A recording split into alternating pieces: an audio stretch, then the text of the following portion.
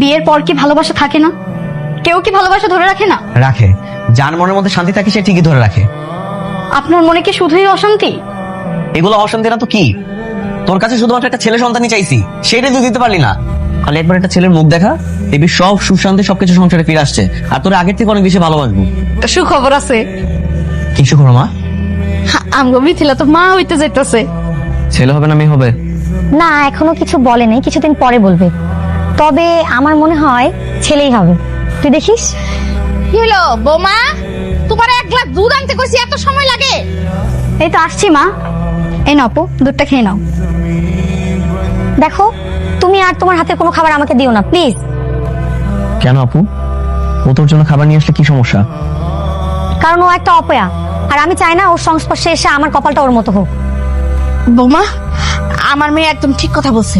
তুমি তোমার ওই মাইয়া নিয়া আমার মেয়ের সামনে আর গুড়গুড় করবে না। যাও, দূরে দূরে থাকবা তোমরা দুইজন।